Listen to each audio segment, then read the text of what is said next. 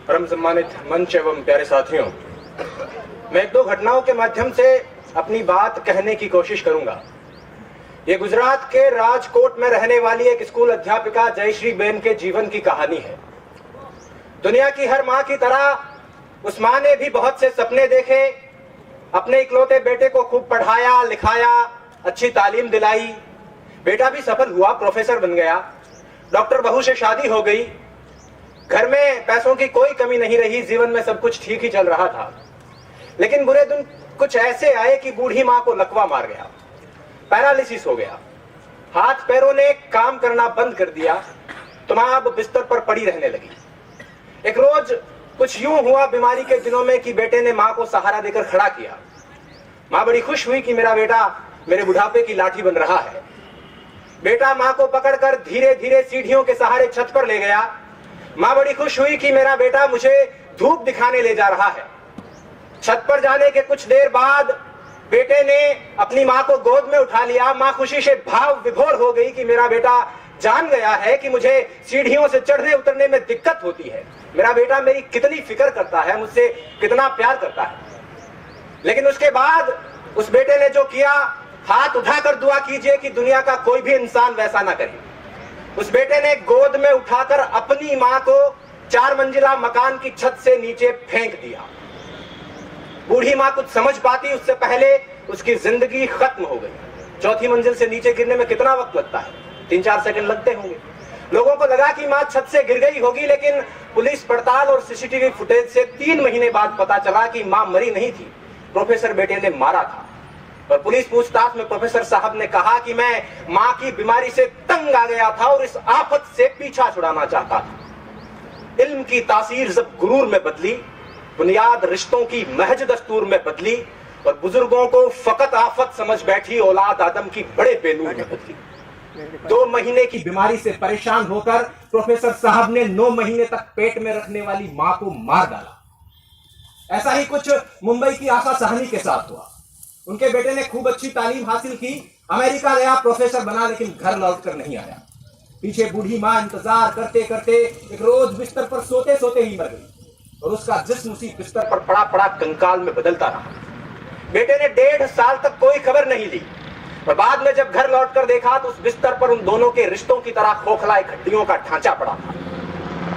ऐसा ही कुछ सूरत की चंपाबेन के साथ हुआ, ऐसा ही कुछ इलाहाबाद के कमलेंदु श्रीवास्तव के साथ हुआ, ऐसा ही कुछ इसी शहर के ब्रह्मपुरी में रहने वाले एक बुजुर्ग के साथ हुआ।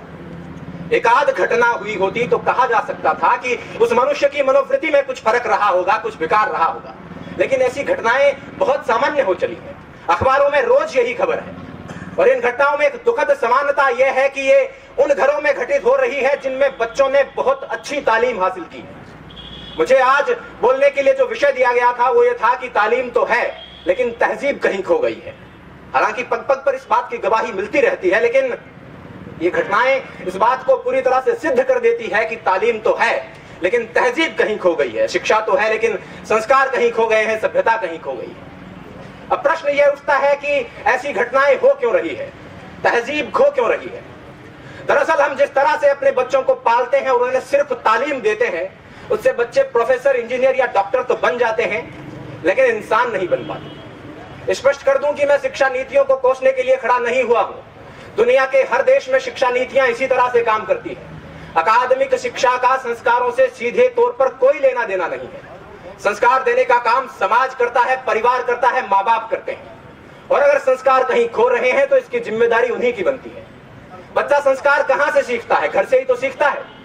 अब पहली बात तो यह कि बच्चों को घर में रखा ही नहीं जाता और यदि रख भी लिया जाता है तो स्कूल में और घर में कोई फर्क नहीं रखा जाता। हम सब जानते हैं कि संस्कार सिखाने की उम्र में माँ बाप बच्चों को रट्टा मारना सिखा रहे होते हैं। एक रोबोट की तरह, एक मशीन की तरह बच्चों को प्रोग्राम कर रहे होते हैं और 20-25 साल बाद उस मशीन में रिश्ते, संवेदना, प्यार, सम्मान और संस्कार खोजने लगते हैं और जब नहीं मिलते हैं तो परेशान होते हैं। तारे जमीन पर फिल्म का वो दृश्य याद कीजिए। माँ बाप बच्चे को बोर्डिंग स्कूल में छोड़कर रवाना हो रहे हैं। बच्चा पल्लू पकड़कर रोता है कि भीड़ में यूं ना छोड़ो मुझे, घर लौट कर भी आ ना पाऊं माँ, क्या इतना बुरा हूं मैं माँ, क्या इतना बुरा मेरी माँ। माँ बाप फिर भी निष्ठुर होकर चल देते हैं और जब बाद में बच्चा संवेदनहीन होने लगता है तो बहुत परेशान होते हैं। मैं ऐसे अनेक युवकों को जानता हूं जिनको उनके माँ बाप ने 7-8 साल की उम्र में घर से दूर अच्छी तालीम हासिल करने के लिए भेज दिया था। हालांकि इस बात में कोई दो राय नहीं कि वो अच्छा भविष्य बना लेंगे, अच्छा करियर बना लेंगे, लेकिन एक चीज जो मैं कई बार महसूस करता हूं वो ये है कि उनका अपने माँ बाप के साथ रिश्ता उतना मजबूत नहीं हो पाया है जितना सामान्यतः होना चाहिए। और यदि उनमें से कोई 20-25 साल बाद अपने माँ बाप को घर से निकाल देता है या वृद्धाश्रम में छोड़कर आ जाता है तो मुझे इस बात से कोई अचरज नहीं होगा। करता था सो क्यों किया, अब कर क्यों पछताए। बोया पेड़ बबूल का तो आम कहां से खाए। पहले जब प्यार बोया ही नहीं है, सम्मान बोया ही नहीं है, संस्कार बोया ही नहीं है तो उसके मिलने की उम्मीद क्यों करें। खैर, मैंने काफी समय ले लिया है। अंत में चलते चलते बस इतना कहना चाहूंगा कि जयश्री बहन तो छत से फेंके जाने के बाद नीचे गिरते वक्त कुछ सोच पाई थी या नहीं सोच पाई थी मुझे नहीं मालूम, लेकिन अगर आपके साथ ऐसा हुआ, भगवान ना करे ऐसा हुआ, तो आप ये जरूर सोचेंगे कि तालीम के साथ तहजीब भी दे दी होती तो इस तरह नहीं बढ़ना पड़ता। और अगर आप इस पश्चाताप के साथ नहीं मरना चाहते हैं तो अपने आने वाली नस्लों को, अपनी पीढ़ियों को, अपनी औलादों को मशीन बनाने के बजाय मनुष्य बनाने की शुरुआत कर दीजिए। इन्हीं शब्दों के साथ मैं अपनी बात कर रहा हूं।